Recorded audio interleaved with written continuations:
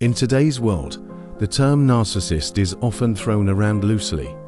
We use it to describe someone who seems self-absorbed or overly confident. But what does narcissism really mean? And what's the difference between casual use of the term and the psychological condition? There's narcissistic personality disorder, often unhealthy, preoccupation with your own desires and image. Narcissistic personality disorder is a mental health condition in which people have an unreasonably high sense of their own importance. They need and seek too much attention and want people to admire them. People with this disorder may lack the ability to understand or care about the feelings of others. Today, we will be discussing 4 well-known types of narcissism, give examples using real-life scenarios, and even cases of some serial killers, and how they were influenced by this disorder. Narcissism is often categorized into various types, each with distinct traits and behaviors.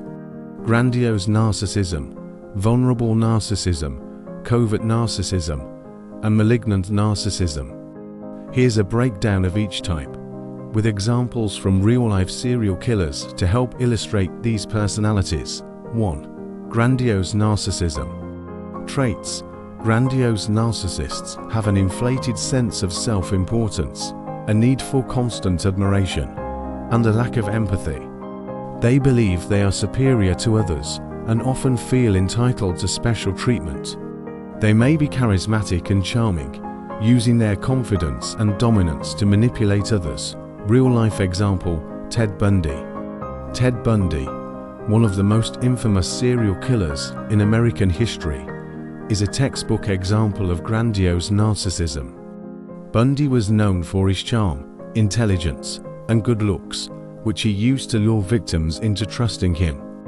He believed he was superior to others, often seeing himself as untouchable. Bundy frequently bragged about his abilities and saw himself as a master manipulator, especially in his ability to deceive people into thinking he was harmless. His sense of entitlement and lack of empathy for his victims made him a cold and calculating killer. Example behavior. Bundy often used his appearance and charm to gain the trust of women, pretending to be injured or in need of help.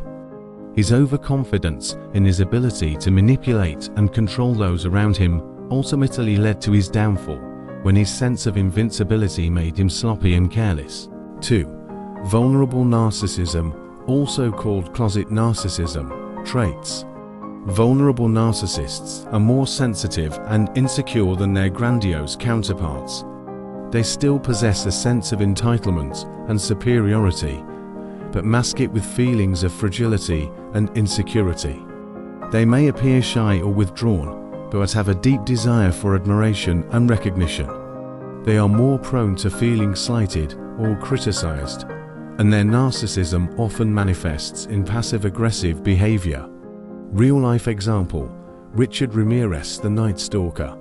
Richard Ramirez, who terrorized California in the 1980s with a series of brutal home invasions and murders, exhibited signs of vulnerable narcissism. He grew up in a difficult environment with a combination of childhood abuse, mental health issues, and exposure to violent behavior.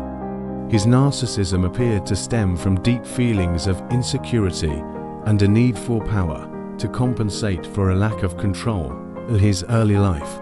Example behavior. Dahmer lured young men into his apartment, where he would drug, sexually assault, and murder them. His need for control and dominance was masked by a quiet and seemingly shy demeanor. He would often express feelings of loneliness and self-pity, framing his actions as a way to deal with his personal dissatisfaction and need for connection. 4. Malignant narcissism. Traits. Malignant narcissists combine elements of both narcissistic personality disorder and antisocial personality disorder, sociopathy. They are extremely dangerous, manipulative, and have a complete disregard for others' well-being. They often display sadistic tendencies, finding pleasure in causing pain or harm. They lack empathy, are driven by power, and are willing to exploit, deceive, and destroy others for personal gain. Real-life example: John Wayne Gacy. John Wayne Gacy, also known as the Killer Clown, is a classic example of malignant narcissism. Gacy was a serial killer who sexually assaulted and murdered at least 33 teenage boys and young men in the 1970s. His need for power and control was evident in the way he lured his victims to his home, where he tortured and killed them. Gacy's public persona as a well-liked, successful businessman and community member was a mask for his deeply disturbed and sadistic tendencies. Example behavior: Gacy often portrayed himself as a generous, friendly, and well-established member of his community, but beneath that facade was a man who delighted in the suffering of his victims. He would often lure young men to his house, promise them work or money, and then overpower them. His disregard for human life and the sadistic pleasure he took in his crimes is characteristic of malignant narcissism. Narcissism can manifest in many different ways, and these examples show how these traits play out in extreme and dangerous forms in real life.